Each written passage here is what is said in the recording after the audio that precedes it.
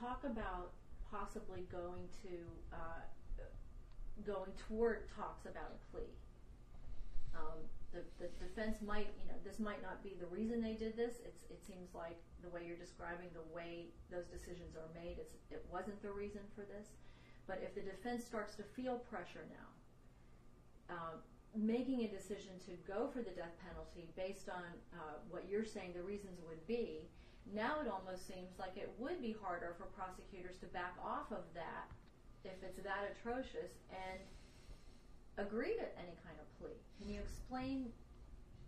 Well, actually,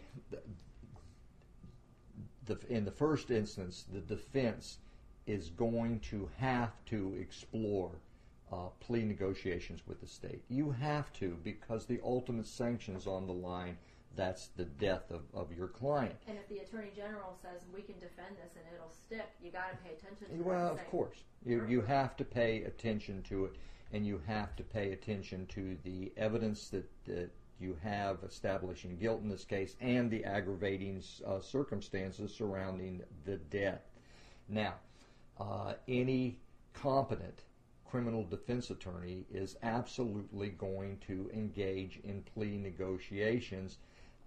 The real question is that if there are some negotiations, what is Casey's state of mind going to be, and she's going to accept it. But, by the way, a very good and skilled criminal defense attorney can make even the most reluctant of clients see the logic in not putting their life at risk and perhaps taking a plea to a lesser sentence. Now, would the state be faulted or criticized if, in fact, they pled this case from death to life without the possibility of parole? Absolutely not, because the one thing that we can't control or we can't know is what is a jury going to do.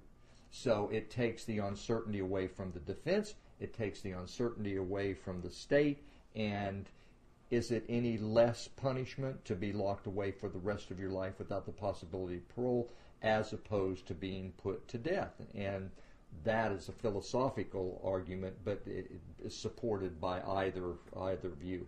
And the bottom line is there are still some unanswered questions. I mean, they still don't, they may never be able to find the cause of death. I don't know if the new evidence sheds any light on that, but the medical examiner had already said she didn't think that was going to be a possibility. Maybe there's new evidence about that. I don't know. But the other part is they still don't really know. As far as we know, now maybe the new information, again, these are questions that we have at this point, the prosecutors and investigators may no longer have. But at last word, they didn't know what the cause of death is. They didn't know exactly where it happened, although they could try to make an educated guess. And they didn't know exactly when she placed the body there.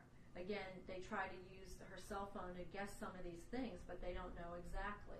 So does she hold that card? In other words, she'd have to shed light on those issues before any plea could happen. She'd have to just fess up and say, is that right? This is what I did, and this is when, before a plea would ever go through. Is that correct? Well, actually, you've kind of got the cart before the horse. Actually, the prosecution would offer a plea, and we'll say that what they would offer, and I can't see them offering anything less than life without the possibility of parole.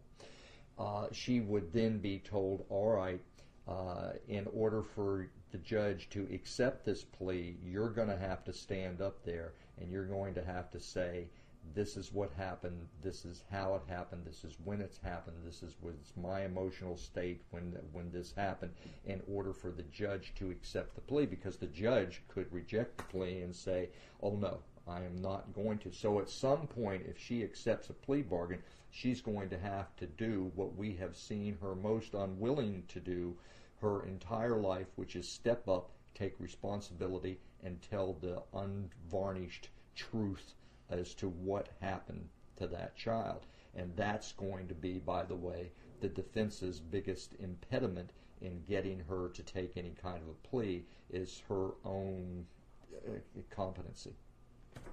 What do you mean competency? I mean, not competency. Obstinance? Stubbornness? I don't know. Refusal to just... there's a better word. It's certainly not. It's not competence in the legal sense. She just believes that she's smarter than everyone, and in the end that she can lie and manipulate her way out of any circumstance, and the defense is going to have to get past that with her to bring her down to reality, to say, you know what, young lady, your charms aren't going to, and your lies are not going to get you out of this situation, and that will be their hardest task, to sell her that. And as we know, apparently she suffers from some psychological disorder, because that was put forth by the attorney who did the memorandum of law to the state attorney's office, saying she suffered from some bipolar and problems after. But that's not a defense for a murder. No, absolutely not. That's there's no such thing as a diminished capacity defense in the state of Florida. Either you're sane or insane. Diminished capacity only relates to what an appropriate sentence might be, not the guilt phase of this. But you said something earlier that is absolutely true. The biggest ace, the biggest ace in the hole for the defense is the fact, again, that this is a circumstantial evidence case, and you can bet that the lawyer that argues for her life when she is convicted of this case, I guess I should say if she's convicted of this case, because she is presumed innocent, in arguing to save her life will be, yes, you found her guilty beyond it to the exclusion of every reasonable doubt and a moral certainty, but that is not a 100% burden. And if you impose the death penalty and this woman is executed, and we find out a year or 5 years or 10 years down the road she didn't do it, you can never breathe life back into her body. So and be terrible injustice. So she has the answers to the questions that everybody has. She has the answers, and a good defense attorney will use that to their advantage, both by way of plea negotiations and by way of argument to the jury that it's not a 100% certainty that she did, and to take her life, can you live with the consequences as a juror if in fact you are wrong? But even so, I mean, even for a plea, she has that as a bargaining tool at this point, because she has the answers. So I give you the answers, you give me my life back. Sure, that's a quid pro quo, and that's it.